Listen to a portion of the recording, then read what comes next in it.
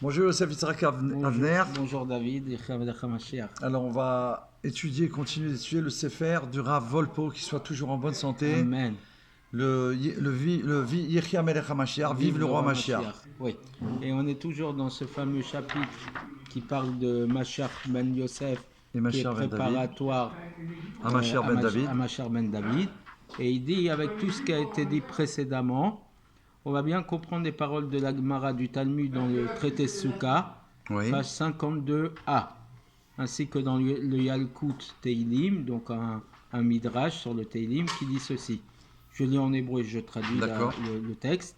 Tanoura Banan, les sages ont enseigné. Mashiach ben David, Shatit de Igalot du Rabbi Amenu. Le Mashiach de la lignée de David qui va se révéler rapidement. Omer lo Akadosh Baruchu, Dieu lui dit, Shal mimeni davar ve'etan lach. Demande-moi une chose que je vais t'accorder. C'est extraordinaire. Extraordinaire. Et 3 petits points. Alors il dit, Vekivan shera Mashiach. Et lorsque le Mashiach ben David, il va voir le Mashiach ben Yosef chez Nerag, que le Mashiach ben Yosef lui a été tué. Omer lefanav ribono shalom eni mevakesh mimcha el hachaim. Il lui dit, Maître du monde, je ne te demande que la vie. L'autre Mashiach, mon prédécesseur, a été tué. Moi, la seule chose que je te demande, c'est la vie. Rien d'autre. Et c'est sur ça que Akadosh Baruch Hu lui répond.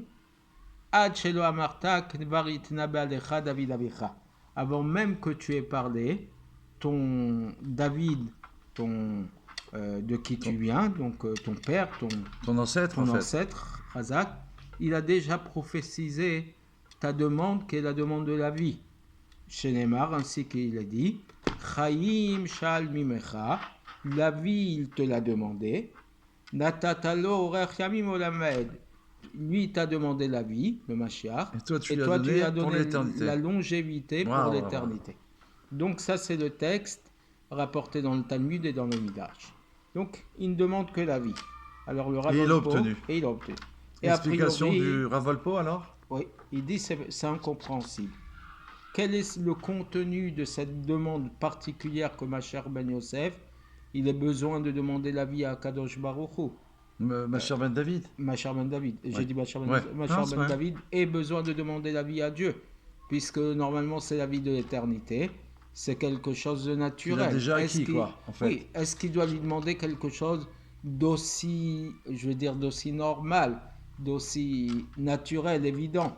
D'accord? Oui. Et autre question, quel est le rapport entre la mise à mort de Mashiach ben Yosef au fait que le Mashiach ben David ait besoin de demander la vie? Quel rapport? Oui, ce sont deux personnages différents. Alors pourquoi attendre que Mashiach ben Yosef soit mort, tué, pour qu'il lui demande la vie? Quel rapport l'un avec l'autre? D'accord.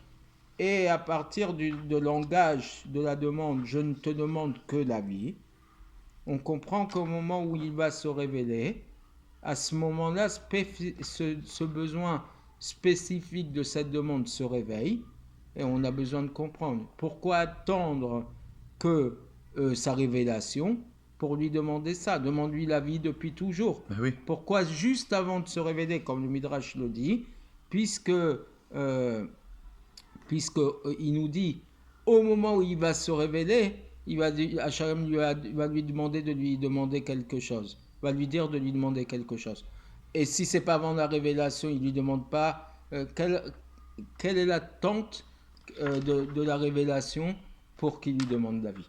D'accord? D'accord. Alors il faut dire, nous dit Rav Volpo, qu'au moment où le Mashiach se trouve avant sa révélation, qu'à ce moment-là, avant sa révélation, il est au niveau de Mashiach ben Yosef. D'accord? Ah ouais. Puisqu'on a dit que Mashiach ben Yosef, c'est naturellement la phase préparatoire à Mashiach ben David, donc sous-entendu avant cette révélation. À ce moment-là, les empêchements viennent en force, et le Satan, le mauvais, s'efforce d'entraîner que la Géoula va encore se faire attendre. La Géoula se fasse attendre, qu'elle va bloquer. D'accord? Et le Mashiach qui va se révéler, il ressent ça. Il ressent que les forces du mal sont particulièrement fortes à ce moment-là, puisque c'est un moment tellement prépondérant pour la révélation. et il ressent le fait qu'on essaye d'empêcher à tout prix sa révélation. Et il sait que même dans les générations précédentes, il y a déjà eu la situation de Machar Ben Yosef qui a été tué. Oui. D'accord? Et donc, sous-entendu, c'est un Becheskat Mashiach, une présomption de Mashiach, qui n'est pas arrivé à l'état de Mashiach Vadaï, de certification de Mashiach. C'est ça, Machar Ben Yosef, qui a été tué. Il était, première phase de... en puissance, en phase de révélation. Simplement, il est resté que dans cette phase de Becheskat Mashiach, présumé Mashiach. D'accord? Comme à l'époque de Ben Kuziva, qui était Becheskat Mashiach, et qui, s'il n'avait pas été tué, il serait devenu Mashiach Vadaï, confirmé, certifié. D'accord? Et donc, et c'est pour ça que Mashiach demande qu'Akadosh Baruch Hu lui donne la vie, de telle manière que Mazal est bari, que son Mazal est fort, bonne santé, pour qu'il puisse se révéler et amener la Géoula Shlema au peuple d'Israël.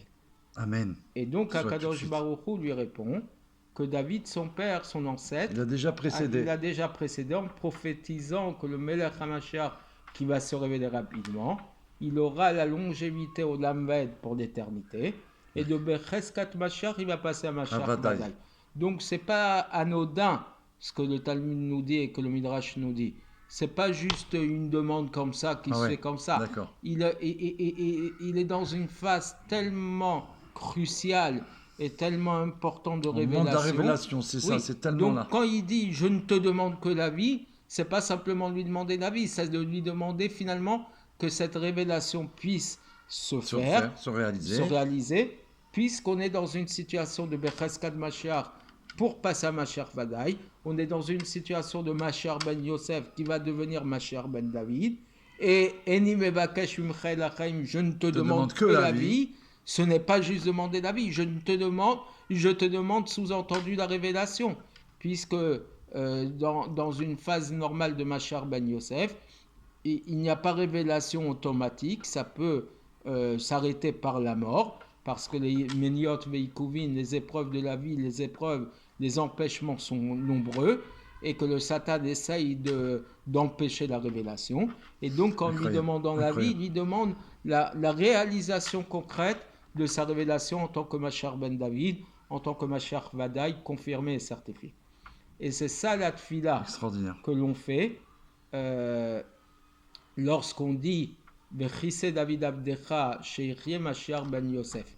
Et il y a un endroit où il y a une prière qui se dit que quand on dit Vechise David Abdecha, que le trône de David, ton serviteur, germe, d'accord, c'est qu'on demande, il se révèle, c'est qu'on demande que Mashiach Ben Yosef vive. Et rappelez-vous ce qu'on avait dit dans certains cours précédents, que le mazal du Mashiach Ben Yosef, c'est qu'il ne veut pas vivre dans ce monde. Vous vous rappelez qu'on avait dit qu'Akiva Ben Yosef, qu'Akiva, on l'appelait Ben Yosef parce qu'il était Mashiach Ben Yosef, et lui, il priait pour ne pas vivre dans ce monde. D'accord ? Exact. Mais Mashiach Ben Yosef, dans son Gilgul, dans sa forme vivante, il ne doit pas vivre sur cette terre. Il ne veut pas vivre sur cette terre. D'accord ? Alors que Mashiach Ben David, lui, dans sa nature, il doit vivre. D'accord ? Et donc, quand on dit Vechise David Avdecha, cette prière, on demande que Mashiach Ben Yosef, il vive. C'est-à-dire qu'il ait la réussite de la tribu qui va se lever d'Israël, et que la vie et la réussite va lui venir d'en haut, d'Hachem, jusqu'à qu'il puisse préparer le trône de David et amener la Géoula Shlema. Amen. Donc, tant que Mashiach Ben Yosef est mort, d'accord, comme Ben Gruziva ou comme Rabbi Akiva, donc ça veut dire que finalement, il n'a pas eu la réussite de pouvoir préparer le Kissé David. Donc, c'est un Becheskat Mashiach qui n'est pas devenu Mashiach Vadaï. Et donc, quand on dit Vechesed David Avdecha, il faut avoir la kavana que Mashiach Ben Yosef vive, que donc aujourd'hui, celui qui prépare le Kissé David, le trône de David, de Mashiach Ben Yosef, puisse avoir la réussite, la vie et la réussite qui lui viennent d'Hachem, jusqu'à qu'il puisse la préparer préparer le trône de David et amener la Géoula.